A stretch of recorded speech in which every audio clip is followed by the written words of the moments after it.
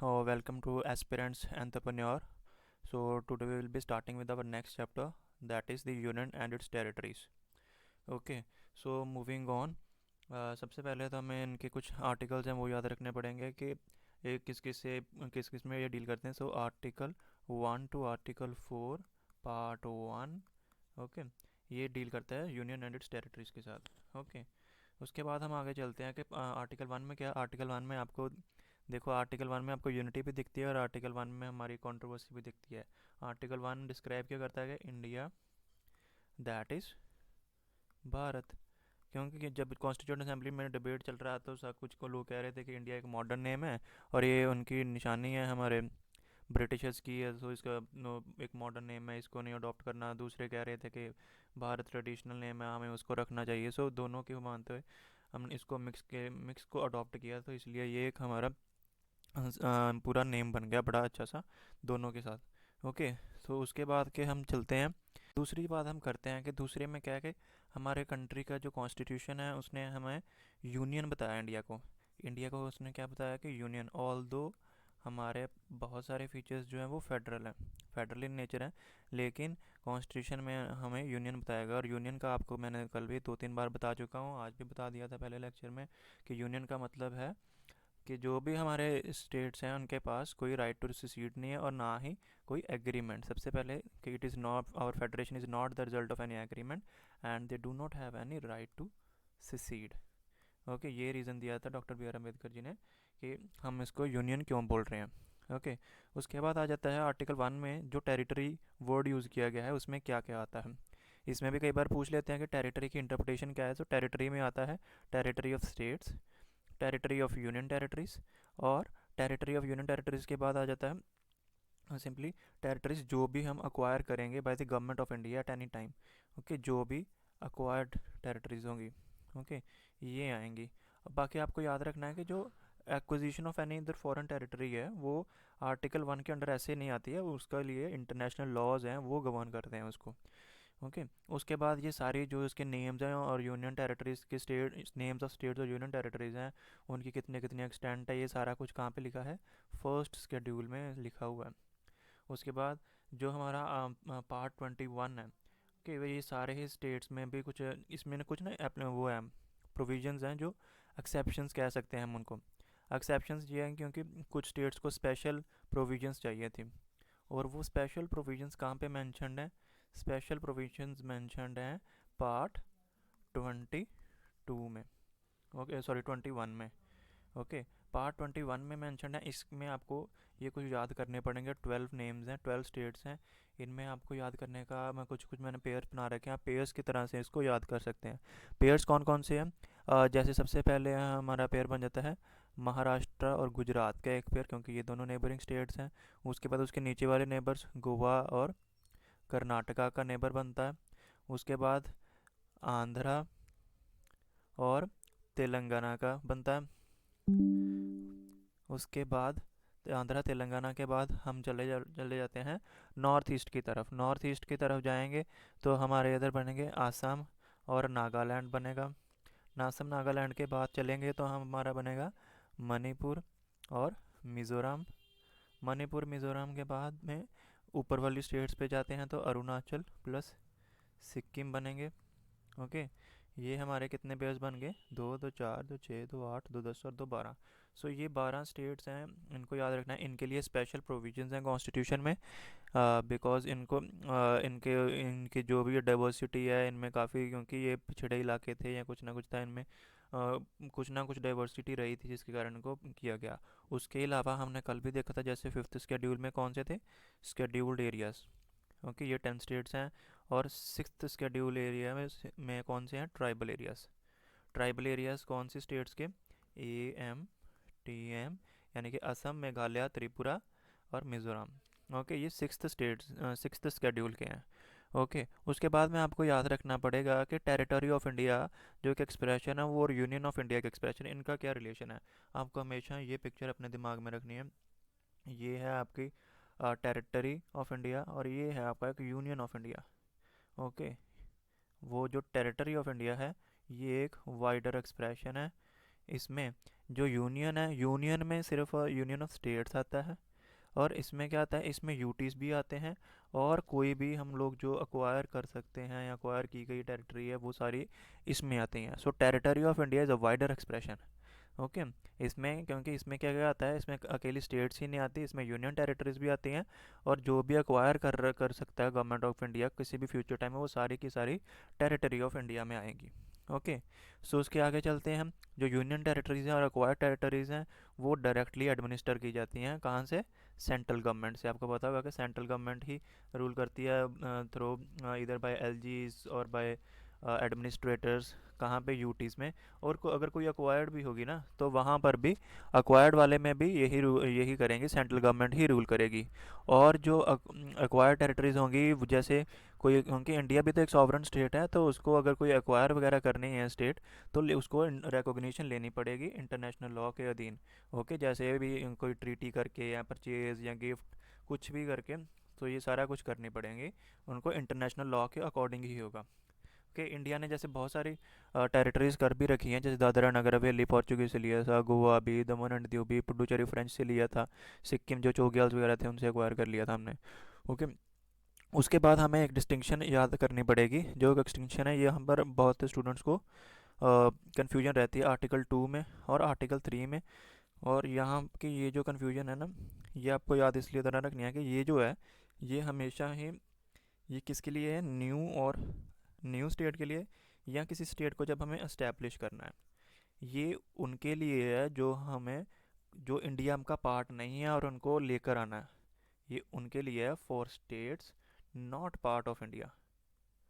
Okay. उनको अगर यहाँ पे हमें एक्वायर करना है तो कौन सा आएगा? आर्टिकल 2 यूज़ होगा। और आर्टिकल 3 में क्या है, ये हमारी इंटरनल एडजस्टमेंट में यूज़ होता है। कोई स्टेट है, कोई इसको बड़ी कर दी, इसको छोटी कर दी, ओके, वो किसी को उसमें मिला दिया और किसी को छोटा बड़ा कर दिया, ऐसे था। ओके। सो आर्टिकल 2 क्या करता है? आर्टिकल 2 एम्पावर करता है पार्लियामेंट को कि वो एडमिट कर सकती है यूनियन ऑफ इंडिया में, या तो एडमिट कर सकती है नई, और या फिर इस्टेब्लिश ही कर सकती है नई स्टेट में। यानी कि उनके पास एडमिट करने की भी है और इस्टेब्लिश करने की भी पावर है। ओके। उसके बाद जो पहली वाली है उसमें ये बताया गया, जो एडमिट एडमिट तो उसी को ही करेंगे ना जो ऑलरेडी इन एग्जिस्टेंस हो, और इस्टेब्लिश उसको करेंगे जो ऑलरेडी एग्जिस्टेंस में हो ही ना। ओके। जैसे कई बार कोई आइलैंड्स होते हैं उन पर किसी का कब्जा वगैरह नहीं होता है, तो उसको हम अक्वायर कर लेते हैं। ओके। तो उसको हम अपने अधीन कर लेते हैं, तो ऐसे के लिए आर्टिकल 2 यूज़ होगा। ओके। और जो आर्टिकल 3 है, आर्टिकल 3 का तो इंटरनल रीएडजस्टमेंट ही होती है। आर्टिकल 3 में पार्लियामेंट क्या क्या कर सकता है? किसी भी नई स्टेट को बना सकता है, किसी टेरिटरी से अलग हटाकर, या किसी को जोड़कर, या किसी यूनियन टेरिटरी को किसी स्टेट का पार्ट बना दिया। ओके। किसी स्टेट का एरिया इंक्रीज़ कर दिया, डिमिनिश कर दिया, ऑल्टर कर दी बाउंड्रीज, या ऑल्टर कर दिया नेम किसी स्टेट का ऑलवेज ऑलवेज रिमेंबर आर्टिकल 3 से ही नेम्स भी चेंज हो जाते हैं। जैसे लास्ट उड़ीसा का उड़िया चेंज हुआ था ना। सो आपको हमेशा ये याद रखना है कि नेम्स भी जो चेंज होते हैं वो भी इसी से ही होते हैं। ओके। और इनमें कोई भी एडजस्टमेंट करने के लिए ना आपको हमेशा ये चीज़ याद रखनी पड़ेगी कि ये जो बिल्स होते हैं फॉर दिस आर्टिकल 3 के लिए, कोई भी बिल्स जो आते हैं आर्टिकल 3 के लिए, कोई भी जो बिल आएगा उसको लाने के लिए प्रायर रिकमेंडेशन चाहिए होती है। किसकी? Prior recommendation of president is required. किसकी जी? प्रेसिडेंट की प्रायर रिकमेंडेशन चाहिए होती है। जब हम प्रायर रिकमेंडेशन ऑफ प्रेसिडेंट जी की लाएंगे, और उसके बाद प्रेसिडेंट क्या करेंगे? प्रेसिडेंट उस जिस स्टेट को कम छोटा बड़ा करना है उस स्टेट को बताएंगे कि जी आपको, आपके उनके उनसे भी वो लेंगे ना, उनकी राय लेंगे, उनको भेजेंगे कि अपने व्यूज़ दे दो। कुछ टाइम भी देंगे उनको, टाइम फ्रेम भी देंगे कि इस टाइम पीरियड में मुझे बता दीजिए। ठीक है। बाकी ये मर्जी इनकी चलती है, क्योंकि ये मर्जी होती है उनकी पार्लियामेंट की, इनके व्यूज़ को कुछ मानना है या नहीं मानना है। ओके। इसमें कुछ कंपल्शन नहीं है, this is just a convention कि उनको भी भेजनी होती है। उसके बाद जो हमारी चलती है 18th अमेंडमेंट को, एक आपने याद रखना है।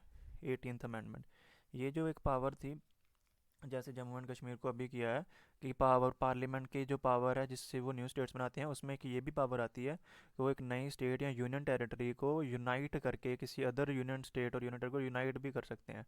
ओके। सो ये यूनाइट करने की या सेपरेट करने की भी पावर ये इसी में इंक्लूड होती है। Okay. So this was done by the 18th amendment act. Okay. उसके बाद आपको ये बस बता दिया जैसे कि प्रेसिडेंट है, उसके पास कोई बाउंड नहीं है, वो उसके व्यूज़ के पार्लियामेंट की उसकी मर्ज़ी है। अगर लेके आना लेके आ सकते हैं, उनके व्यूज़ को मानना है तो मान सकते हैं, सो नहीं भी मानना तो नहीं भी मानते हैं। ओके। अगर यूनियन टेरिटरी है वो तो पहले से ही सेंट्रली एडमिनिस्ट्रेड होती है, तो उसमें उसके लिए तो इसकी कोई ज़रूरत ही नहीं है स्टेट लेजिस्लेचर के कोई व्यूज़ लेने की, क्योंकि कई बार उनकी तो व्यूज़ के लेने की ज़रूरत ही नहीं है, क्योंकि पार्लियामेंट ही सुप्रीम होती है उधर। यहाँ पर सीधा पार्लियामेंट अपना जो भी काम करना चाहे कर सकती है। उसके बाद आ जाता है कि जो भी हमारी टेरिटोरियल इंटीग्रिटी है ना, वो किसी भी स्टेट की, आपको जो मैंने बताया है कि स्टेट्स की बगैर बात माने भी सब कुछ ऑल्टर हो सकता है विद द यूनियन गवर्नमेंट। सो इसका मतलब तो यही हुआ कि स्टेट्स की कोई मतलब पक्की जो होती है ना, वो एक इंटीग्रिटी, टेरिटोरियल इंटीग्रिटी वो नहीं है। ओके, वो कॉन्स्टिट्यूशन ने ग्रांट नहीं की है उनको टेरिटोरियल जो इंटेग्रिटी है ना, टेरिटोरियल इंटीग्रिटेड गारंटी उसको नहीं ग्रांटेड है, नहीं है। इंटीग्रिटी गारंटीड नहीं है। तो फिर क्या है? तो हम इसीलिए कि इंडिया को क्या बोला जाता है कि an indestructible union of destructible states. Union तो हमारी इनडिस्ट्रक्टिबल ही है, indestructible union of destructible states. ये चीज़ आपको याद रखनी है कि जो स्टेट्स हैं वो डिस्ट्रक्टिबल हैं। ओके।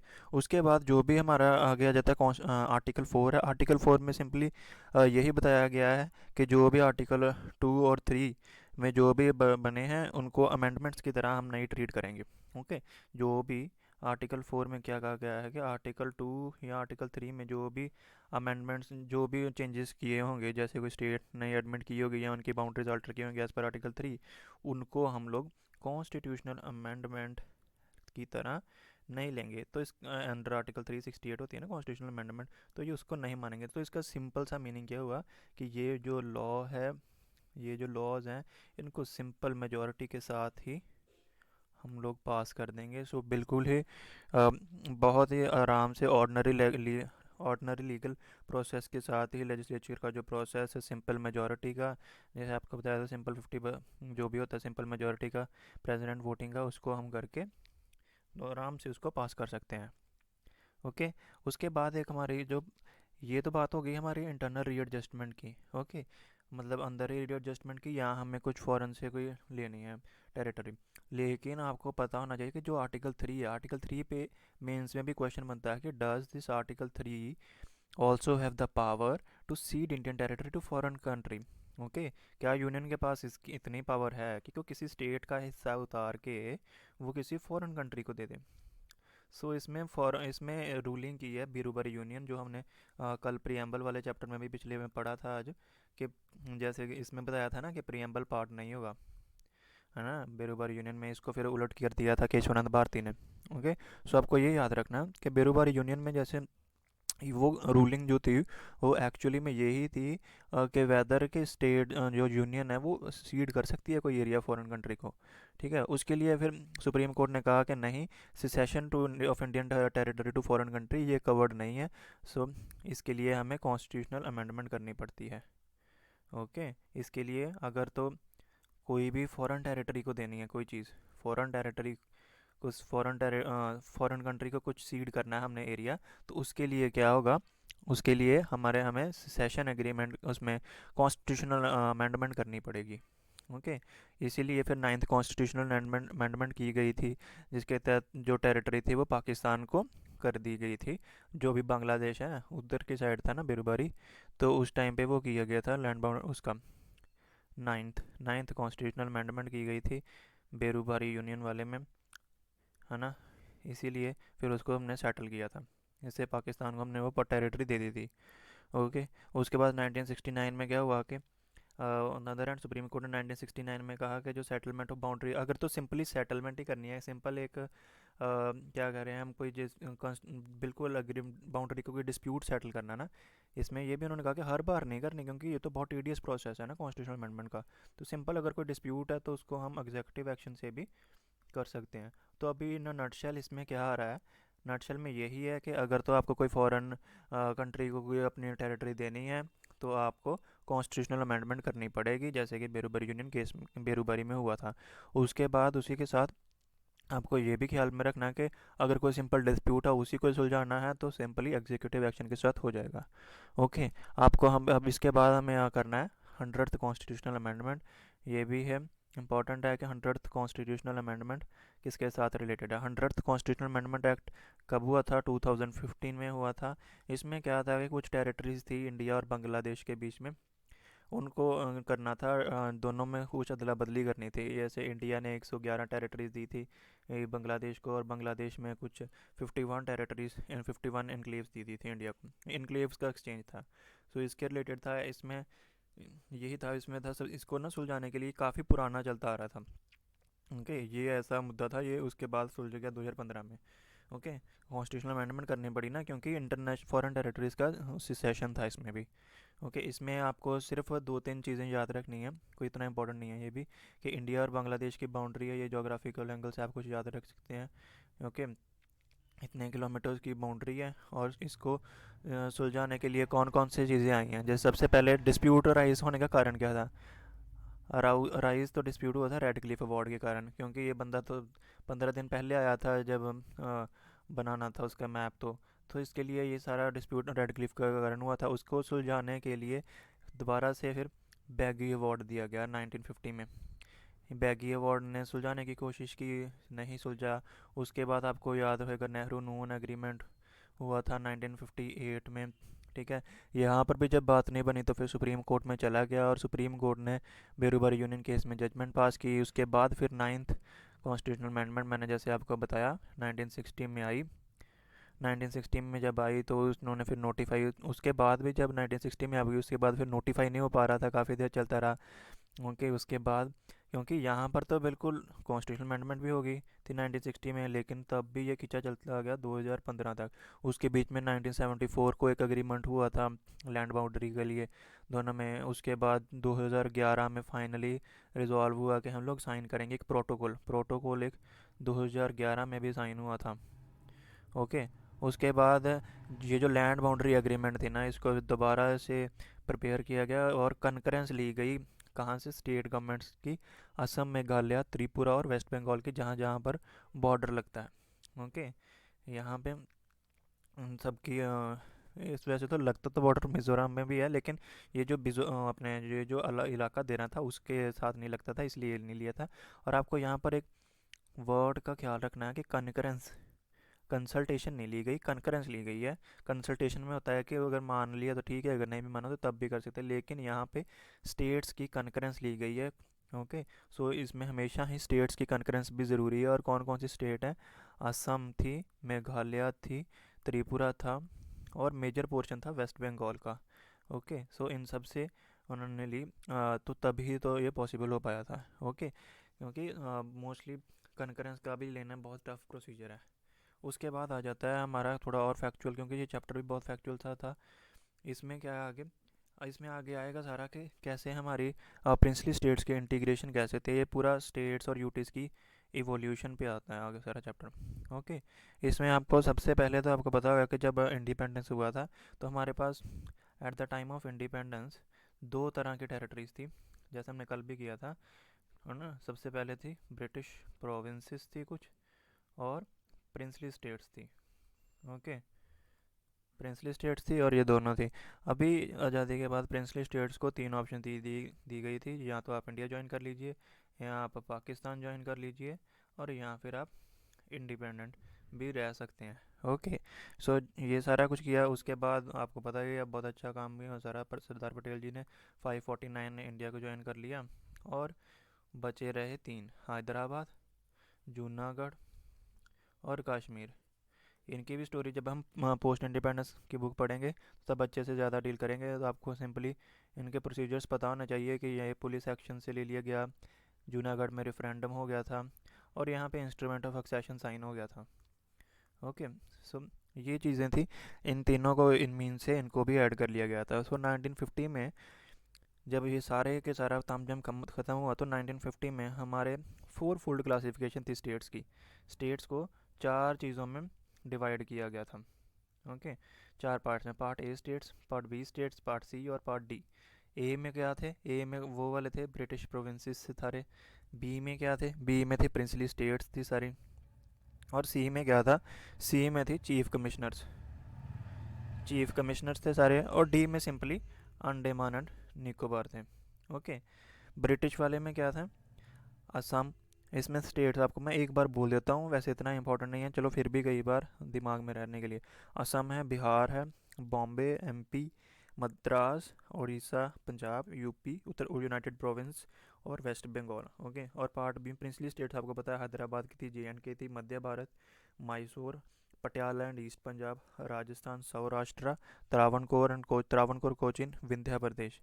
और स्टेट्स जो पार्ट सी में थी, जो चीफ कमिश्नरीज थी, उसमें क्या है, अजमेर थी, भोपाल, बिलासपुर, कूच बिहार, कूर्ग, दिल्ली, हिमाचल प्रदेश, कच्छ, मणिपुर और त्रिपुरा। और पार्ट डी में आपको पता है अंडमान निकोबार था। ओके। सो ये सारा था। उसके बाद आगे चलते हैं कि 29 थे ये सारे, जो सारे टोटल मिला के ये 29 थे। ओके। पार्ट ए में भी आपको बता दिया जैसे इन सबका, कि ब्रिटिश प्रोविंसेस थे, पार्ट बी में प्रिंसली स्टेट्स थी। ओके। पार्ट सी में 10 थे, वो सेंट्रल एडमिनिस्ट्रेड थे जो। ओके। उसके बाद हम चलते हैं कि इन सब की इंटीग्रेशन जब हो रही थी, तो ये एक पूरा एक एडहॉक सा अरेंजमेंट था। उसके बाद क्या हुआ कि सबसे डिमांड आने ऑर्गेनाइजेशन लग कर रहे पड़ी थे, कि तो रीऑर्गेनाइजेशन के रीऑर्गेनाइजेशन लिए की सारी डिमांड्स जो आ रही थी, रीऑर्गेनाइजेशन तो की हमें भी डिमांड सेपरेट थी। स्टेट चाहिए, तो सारे मतलब सेपरेट स्टेट सभी मांग रहे थे। ओके। सो सबसे ज़्यादा पॉपुलर डिमांड थी आ रही थी जो, वो आ रही थी साउथ इंडिया से। सो इन सबको पैसिफाई करने के लिए एक सबसे पहले 1948 जून 1948 में ना गवर्नमेंट ने ना लिंग्विस्टिक प्रोविंसेस कमीशन बनाया, किसकी चेयरमैनशिप पे, एस के धार कमीशन। ओके। इनको भी थोड़ा थोड़ा याद करना है, एस के धार कमीशन थे। इन्होंने देखा, इन्होंने कहा कि नहीं, लिंग्विस्टिक पर नहीं बनाएंगे, हम लोग को एडमिनिस्ट्रेटिव कन्वीनियंस पे बनाने चाहिए। ओके। सो इन्होंने भी अपना दे दी। उसके बाद जेवीपी आता है। जेवीपी जेवीपी की फुल फॉर्म है जी, जवाहरलाल नेहरू हैं जी, वल्लभ भाई पटेल हैं, पट्टाभी सीतारमैया हैं। ओके। इन तीनों को बिठाया गया, और इन तीनों ने भी अपनी कमेटी बनाई, और इन्होंने भी रिजेक्ट कर दिया कि लिंग्विस्टिक बेसिस पे नहीं बनाना चाहिए। ओके। उसके बाद क्या होता है कि उसके बाद एक इवेंट हो जाता है कि 1953 में आंध्रा स्टेट की चल रही थी सारा। अब 1950 से स्टार्टिंग में ही चल रहा था कि आंध्रा स्टेट चाहिए, हमें सेपरेट तेलुगु स्पीकिंग चाहिए। ओके। तो उसमें क्या होता है कि उसमें 19 अक्टूबर में क्या होता है कि स्टेट उनको क्रिएट करनी पड़ जाती है। अक्टूबर में 1953 में आंध्रा स्टेट को क्रिएट करना पड़ जाता है। क्यों करना पड़ जाता है, क्योंकि पोट्टी श्री रामल्लू, ये एक लीडर थे साउथ इंडिया के। ये बहुत बड़े लीडर थे, और इन्होंने क्या किया, 56 डे की हंगर स्ट्राइक की, और जिसके कारण इनकी डेथ हो जाती है। तो फिर जो पॉलिटिकल प्रेशर था, लोगों का प्रेशर था, उसके कारण इनको करना पड़ा। सो आंध्रा स्टेट क्रिएट होगी। सो आंध्रा स्टेट जब क्रिएट होती है, तो फिर सारे बाकी इंडिया में से भी और भी आवाज़ें आने लग पड़ी कि हमें भी चाहिए अपने लैंग्वेज के हिसाब से। ओके। सो उसी तरह से चलते चलते फिर उन्होंने फजल अली कमीशन बनाया। फजल अली कमीशन। ओके। फजल अली कमीशन, इसके और भी मेंबर थे, आपको याद रखना है। फजल अली कमीशन ये कब बनाया, दिसंबर 1953 में। ओके। 1953 में, उसी के बाद ही, ओके, उसके बाद ही अक्टूबर के बाद दिसंबर में इन्होंने बना दिया। उसके बाद आपको पता होगा कि फजल अली के साथ और कौन कौन से दो मेंबर थे, के एम पानीकर और एच एन कुंजरू। ये इसको थोड़ा सा इंपॉर्टेंट याद रखना, क्योंकि इन्होंने कहा कि चलो ब्रॉडली इन्होंने एक्सेप्ट कर लिया था, ब्रॉडली। ओके। एक्सेप्ट कर लिया था कि आप लैंग्वेज को एज अ बेसिस यूज़ कर सकते हो। लेकिन इन्होंने भी एक आइडिया जो है कि वन लैंग्वेज और वन स्टेट है ना, इसको उन्होंने ऑल टुगेदर ही कह दिया कि नहीं, ये तो नहीं होगा ये, क्योंकि इससे हमारी यूनिटी एंड इंटीग्रिटी को खतरा है। सो यूनिटी को उन्होंने कहा कि नहीं, यूनिटी हमारी, यूनिटी ऑफ इंडिया जो है वो प्राइमरी कंसिड्रेशन है। ओके। उसके बाद क्या हुआ कि उन्होंने चार मेजर फैक्टर्स उन्होंने कहा कि इन्होंने चार फैक्टर्स को कहा कि इनके साथ, इनको ही आप यूज़ करके ही कुछ ना कुछ आप रीऑर्गेनाइजेशन कीजिए स्टेट्स की, जिसमें सबसे पहले आ जाता है कि आपको प्रिजर्वेशन, यूनिटी के साथ कोई कॉम्प्रोमाइज़ नहीं करना है। यूनिटी ऑफ इंडिया के साथ कोई कॉम्प्रोमाइज़ नहीं होगा। लिंग्विस्टिक और कल्चरल होमोजेनिटी होनी चाहिए, लिंग्विस्टिक एंड कल्चरल होमोजेनिटी होनी चाहिए। ओके। स्टेट में उसके बाद के जो एडमिनिस्ट्रेटिव, फाइनेंशियल और इकोनॉमिक कंसिड्रेशन भी उसको होनी चाहिए, कि मतलब कि ये सारी चीज़ें पॉसिबल हो ना, कि बना दो तो सारा दूर दूर हो जाए, तो एडमिनिस्ट्रेटिव करना ही, एडमिनिस्ट्रेशन ही पॉसिबल ना हो पाए, वो चीज़ नहीं होनी चाहिए। और साथ में लोगों का वेलफेयर, प्लानिंग, ये वाली चीज़ें सारे के इसको स्टेट और नेशन के दोनों को हिसाब से करनी चाहिए। ओके, सो स्टेट की रीऑर्गेनाइजेशन उस हिसाब से हो कि प्लानिंग और वेलफेयर में कोई दिक्कत ना आए। ओके, सो ये चार चीज़ें थी, यूनिटी और लिंग्विस्टिक और cultural homogeneity, financial economic administrative considerations और planning and promotions of welfare of the people in each state as and well as the nation as a whole. Okay, so इसमें कोई compromise नहीं होना चाहिए। इसके साथ ही इन्होंने कहा कि जो फोर फोल्ड क्लासिफिकेशन थी A B C D की, इसको भी ख़त्म करो। ओके, इन्होंने कहा कि इनको ख़त्म करके 16 स्टेट्स और 3 सेंट्रली एडमिनिस्ट्रेड बनाई जाए, टेरिटरीज़ को बनाया जाए। गवर्नमेंट ने इसको एक्सेप्ट भी कर लिया और उसके बाद उन्होंने 14 स्टेट्स और 6 यूटीज़ बना दी। ओके, सो ये इसके बाद किया गया, क्योंकि किसके ये कैसे किया इन्होंने, इन्होंने किया था स्टेट्स रीऑर्गेनाइजेशन एक्ट लेके आए हैं ये 1956 में, प्लस 7th कॉन्स्टिट्यूशनल अमेंडमेंट भी हुई है। ओके, जिसके जिसके कारण क्या होगा कि इस सारी की सारी कॉन्स्टिट्यूशनल अमेंडमेंट करनी पड़ी ना उसको ख़त्म करने के लिए। 7th से ये जो क्लासिफिकेशन थी ये तो कॉन्स्टिट्यूशन में थी ना, इसके लिए 7th कॉन्स्टिट्यूशनल अमेंडमेंट करनी पड़ी और स्टेट्स और यूटीज़ बनाने के लिए स्टेट्स रीऑर्गेनाइजेशन एक्ट को लेके आना पड़ा। ओके, उसके बाद क्या चलते हैं, उसके बाद आपको हिस्ट्री में चलते रहते हैं इनकी। क्या है, वैसे तो ये इंपॉर्टेंट नहीं है लेकिन थोड़ा सा कई बार क्या आ जाता है, एक दो बार आया भी है। जैसे उसमें क्या है कि थोड़ा सा टाइमलाइन का आपको रहेगा कि टाइमलाइन पता होनी चाहिए। सो स्टेट्स रीऑर्गेनाइजेशन एक्ट जो 1956 का था, उसने सबसे पहले तो एक नई स्टेट बना दी केरला को। किसको, त्रावणकोर कोचीन स्टेट को मालाबार के साथ मर्ज किया। तो सबसे पहले जो 56 वाला एक्ट है उसी की अगर आपको टाइमलाइन में नहीं हो, सबसे पहले आपको दिमाग में केरला आएगा, ये केरला होनी चाहिए। केरला के बाद में आपको पता होगा कि हैदराबाद स्टेट को आंध्रा स्टेट के साथ करके उन्होंने आंध्र प्रदेश बना दिया। उसके बाद विंध्य प्रदेश, मध्य भारत, भोपाल को जोड़ के क्या बना दिया, मध्य प्रदेश। और साथ ही साथ में सौराष्ट्र को कच्छ के साथ जोड़ा तो बॉम्बे स्टेट बना दिया।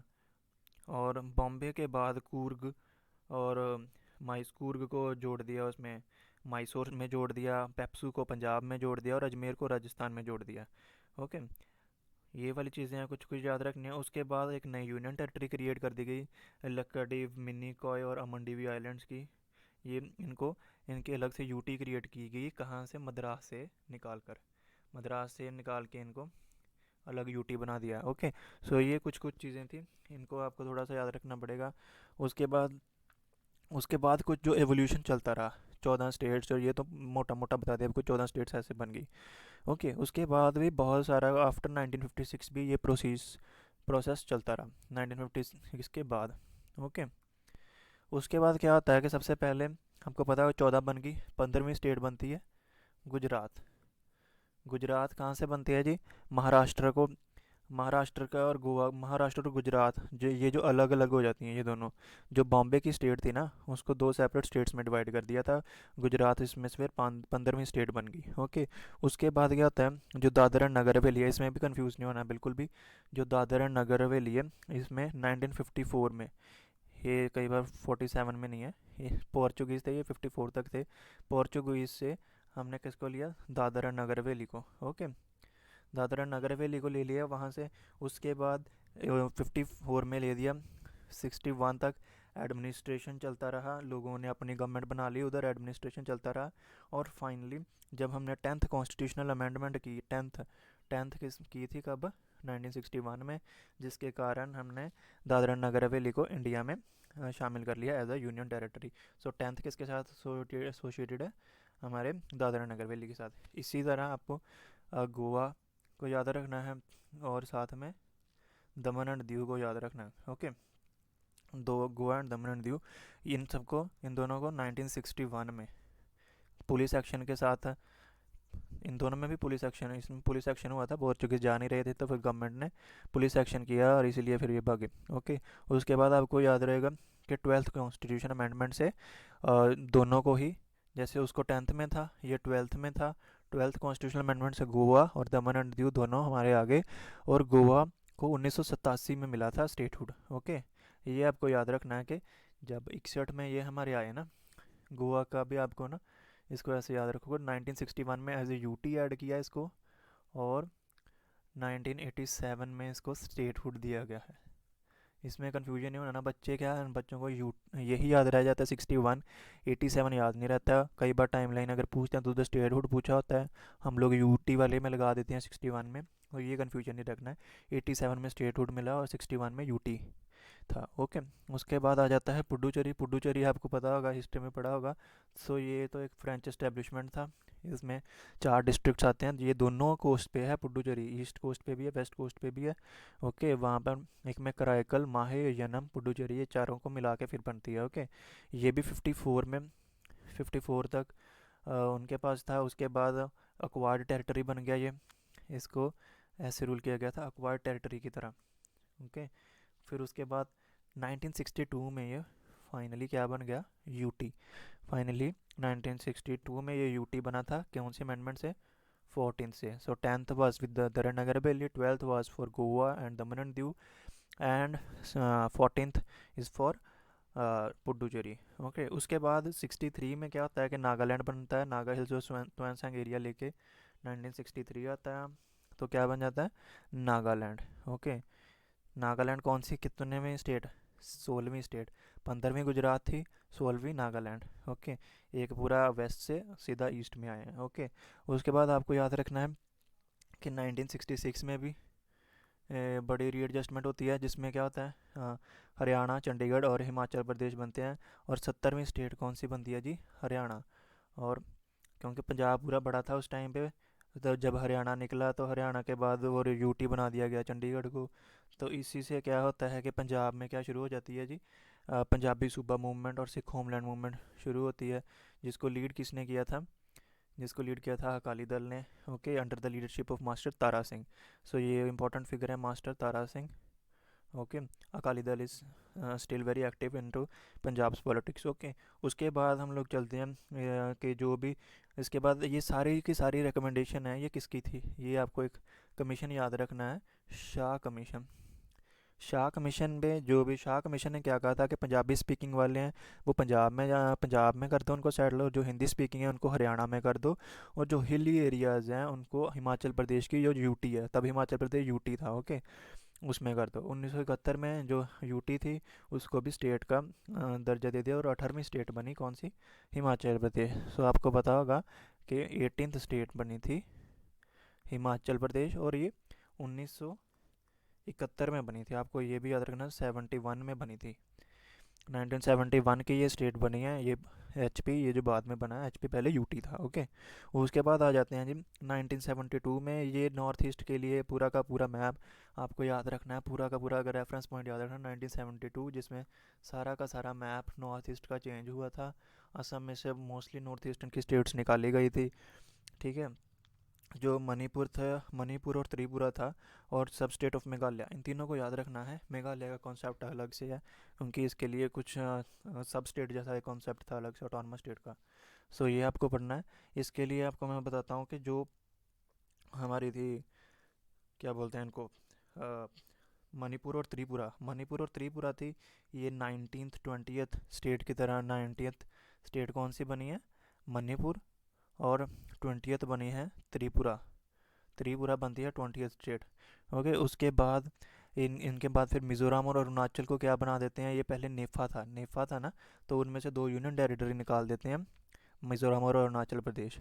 उसके बाद चलते हैं कि मेघालय का क्या सीन था। मेघालय का सबसे पहले जब हम हुई थी ना 22nd अमेंडमेंट एक्ट, आपको याद रखना है कि 27th अमेंडमेंट एक्ट ने ही मेघालय को क्रिएट किया था और एक नया स्टेटस दिया था। कॉन्स्टिट्यूशन में पहले ऐसी कोई प्रोविज़न नहीं थी, तो उन्होंने उसको एक दिया था सब स्टेट का दर्जा, या ऑटोनमस स्टेट जिसको हम बोलते हैं, ऑटोनमस स्टेट या सब स्टेट। ओके। तो लेकिन उनके लोगों ने कहा कि नहीं, ये तो हमें नहीं चाहिए, ये उनके एस्पिरेशंस को सेटिस्फाई नहीं कर पाया ये वाला स्टेटस, तो उनको फिर फुल स्टेटहुड उसके बाद दिया गया। इसके बाद फिर उसको फुल स्टेटहुड दिया गया। ओके। ये सब स्टेट वाला ये जो प्रोसीजर था ये सारा, उसके बाद ये कॉन्स्टिट्यूशनल अमेंडमेंट करनी पड़ी थी तभी, क्योंकि पहले तो कोई ऐसा कॉन्सेप्ट नहीं था सब स्टेट वाला। ऐसा ही एक केस है सिक्किम का भी। सिक्किम में भी, सिक्किम का क्या सीन था कि जो सिक्किम था ना 1947 तक, सिक्किम 1947 तक सिक्किम जो था वो इंडियन प्रिंसली स्टेट था। ओके, चौगियाल उसको रूल करते थे, चौगियाल उसको रूल करते थे। उसके बाद ये प्रोटेक्टोरेट बन गया इंडिया का। ओके, जहाँ पे प्रोटेक्टोरेट का मतलब क्या है कि जो डिफेंस है, जो एक्सटर्नल अफेयर्स हैं, जो कम्युनिकेशंस हैं, ओके, ये सारा कुछ ये इंडियन गवर्नमेंट देखेगी, बाकी जो वो खुद देखेंगे। ओके, उसके बाद 74 आता है। 74 में ना सिक्किम ने खुद कहा कि हमें इंडिया का कॉपरेशन चाहिए। ओके, इंडियन कॉपरेशन चाहिए, तो उन्होंने कॉपरेशन मांगा। तो उसके बाद जब उन्होंने ग्रेटर एसोसिएशन मांगी तो हमने 35 कॉन्स्टिट्यूशनल अमेंडमेंट कर दी। 35th कॉन्स्टिट्यूशनल अमेंडमेंट में क्या किया हमने, एक एसोसिएट स्टेट का नया कंसेप्ट डाल दिया। ओके, और इसके साथ ही आर्टिकल 2A को भी ऐड किया था, और 10th शेड्यूल भी ऐड किया था। एंटी डिफेक्शन से पहले भी 10th शेड्यूल था, लेकिन उसमें सिक्किम का ये एसोसिएट स्टेट वाला था। उसके बाद इसको रिपील कर दिया था 36th अमेंडमेंट के कारण। ओके, लेकिन उसके बाद क्या हुआ कि जब उधर के लोगों को भी पता चला कि नहीं हमें डेमोक्रेसी चाहिए और ये वो, तो उसके बाद भी उधर फिर रेफरेंडम हो गया। जब ये रेफरेंडम हुआ 1975 में, तो सारे लोगों ने कहा कि हमें इंडिया का चाहिए साथ। तो उसके बाद क्या होता है कि चोगयाल्स जो थे उनकी एबॉलिशन हो गई और सिक्किम जो इंटेग्रल पार्ट बन गया। उसके बाद फिर 36th अमेंडमेंट हुई। 36th अमेंडमेंट ने क्या किया कि सिक्किम को 22nd state 22nd state India में आया एज अ सिक्किम। सिक्किम जब आया उसके बाद हमारे फर्स्ट, क्योंकि जब कोई भी नई स्टेट ऐड होगी तो कहाँ कहाँ पे अमेंडमेंट्स होगी, फर्स्ट शेड्यूल में, फोर्थ शेड्यूल में तो होगी क्योंकि यहाँ पर नाम आएगा, यहाँ पर उसको सीट्स एलोकेट होंगी। आर्टिकल 371F भी दिया गया, क्योंकि एक स्पेशल उनको कुछ, क्योंकि उनकी नीड्स स्पेशल प्रोविजंस उनके लिए ऐड चाहिए थी, ऐड करनी थी। इसने आर्टिकल 2A और 10th शेड्यूल दोनों को रिपील कर दिया। सो ये सिक्किम की स्टोरी थी। ओके, इसको भी कुछ याद रखना चाहिए, क्योंकि ये भी स्पेशल केस था। उसके बाद जो मिज़ोरम, अरुणाचल प्रदेश और गोवा थे, इनको स्टेटहुड मिल गया अलग से। ओके, इन सबको स्टेटहुड मिल गया। गोवा ने भी, गोवा की जो स्टेट ऑफ गोवा था ना, उसको सेपरेट टेरिटरी दिया गया था, कर दिया गया था, क्योंकि ये पहले गोवा और दमन एंड दीव इकट्ठे यूनियन टेरिटरी एक थी। ओके, उसके बाद आप चलते हैं छत्तीसगढ़, उत्तराखंड, झारखंड, इन सबको कहाँ से निकाला गया इन द ईयर 2000। ये 26, 27 और 28वें स्टेट बने, मध्य प्रदेश, यूपी और बिहार से निकल कर। ओके, छत्तीसगढ़ निकल गया एमपी से, उत्तराखंड निकल गया यूपी से, और झारखंड निकल गया हमारे इसमें से बिहार से। ओके, उसमें सबसे रीसेंट केस अभी हमारा आता है 2014 का, जिसको हम बोलते हैं जी तेलंगाना। तेलंगाना में क्या है कि जब जो आंध्र प्रदेश है, तेलंगाना हमारा 29 स्टेट बन गया ना, 29th बन गया था, अब तो फिर चलो 28 हो गए हैं जम्मू एंड कश्मीर के बाद। ओके, उसके बाद चेक करते हैं ये किस में, आंध्र प्रदेश में से निकला था। आंध्रा स्टेट आपको पता है, इसकी हिस्ट्री भी हम जब देखेंगे, देखी थी हमने कि 1953 में ये फर्स्ट लिंग्विस्टिक बेसिस पर जो फर्स्ट लिंग्विस्टिक स्टेट बनी थी। ओके, तब इसकी कैपिटल कुरनूल थी और हाई कोर्ट इसका गुंटूर में था। ओके, पर जब 56 की रीऑर्गेनाइजेशन हुई थी, उन्होंने क्या किया था, जो तेलुगु स्पीकिंग एरियाज थे ना हैदराबाद के, उनको आंध्रा स्टेट में ही डाल दिया था और बड़ा आंध्र प्रदेश स्टेट बना दिया था। ठीक है, और उसकी कैपिटल थी हैदराबाद। सो जो कैपिटल थी हैदराबाद, वो तेलंगाना वाले रीजन में थे जो तेलुगु बोलते थे, और ये पूरा का पूरा पार्ट था आंध्रा के अंदर। ओके, सो आंध्रा के अंदर कर दिया था, तो लेकिन लोगों की डिमांड थी कि तेलंगाना सेपरेट होना चाहिए, तेलुगु स्पीकिंग पीपल अलग से उनकी डिमांड थी काफ़ी देर की। सो फाइनली 2014 में इसको बाइफर्केट कर दिया गया। ओके, और सेपरेट स्टेट्स बना दिए गए। उसके बाद जो जम्मू एंड कश्मीर और लद्दाख वाला आता है अभी, इसमें क्या होता है कि 2019 में जो स्पेशल स्टेटस है, Jammu and Kashmir reorganisation act लेकर आते हैं 2019 में, प्रेसिडेंशियल ऑर्डर आता है, application to Jammu and Kashmir order, the constitution application of to Jammu and Kashmir. इसमें क्या हो रहा है, इसके अकॉर्डिंग क्या है कि जो सारी ही प्रोविजंस जो इंडियन कॉन्स्टिट्यूशन की है ना, वो सारी की सारी एप्लीकेबल हैं अभी JNK में। ओके, पहले ये उनका अपना सेपरेट कॉन्स्टिट्यूशन था, अब ये अब हो गया, अबॉलिश हो गया। लेकिन आपको इसमें याद रखना है 370 अभी भी हमारे कॉन्स्टिट्यूशन में है। ओके, अभी भी है, ये कोई ऐसा नहीं है कि बीच में से टेक्स्ट में से उड़ा दिया, टेक्स्ट में तो अभी भी है लेकिन इनऑपरेटिव है।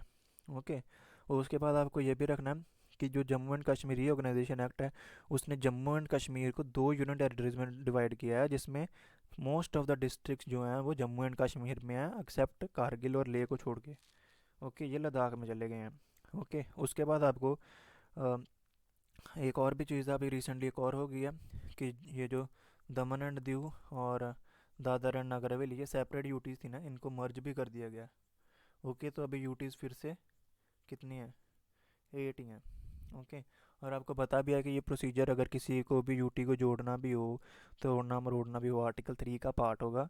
तो ये कौन सिंपल मेजोरिटी से गवर्नमेंट कर सकती है। ओके। उसके बाद आ जाता है लास्ट में नेम्स की चेंजेस। नेम्स के चेंज भी आपको पता आर्टिकल 3 में ही होता है, चेंजेस ऑफ नेम्स। इसमें भी कोई बड़ा इशू नहीं है। सबसे पहले का याद रख लीजिए, यूपी का चेंज हुआ था यूनाइटेड प्रोविंस से उत्तर प्रदेश हो गया था 1950 में। ओके। एक आपको याद कर लेना 1992 में दिल्ली वाला केस याद रखिए, एक 1992 का दिल्ली का नाम एनसीटी कर दिया था। ओके। और एक बाय 69th अमेंडमेंट, क्योंकि इसमें एरियाज का भी हुआ था ना इसमें, जो चेंजेस ऑफ नेम्स हैं इसमें एनसीटी का नाम एनसीटी में कर दिया था इसको, लेकिन क्योंकि ये यूटी और इसको स्टेट हुड नहीं दिया था फुल। उसके बाद चलते हैं हम, बस यही था इसमें नेम्स का, यही। और लास्ट में आपको पता उड़ीसा कर दिया, उड़ीसा का 2011 में, ये सबसे रीसेंट है। ओके। यही सबसे रीसेंट था और इसके साथ हमारा ये वाला चैप्टर भी कंप्लीट है। ओके। सो अभी आगे हम कल करते हैं citizenship. Thank you so much and thank you so much for your support. Do subscribe my channel so that I will be very motivated to share all the complete book list over here. Thank you so much.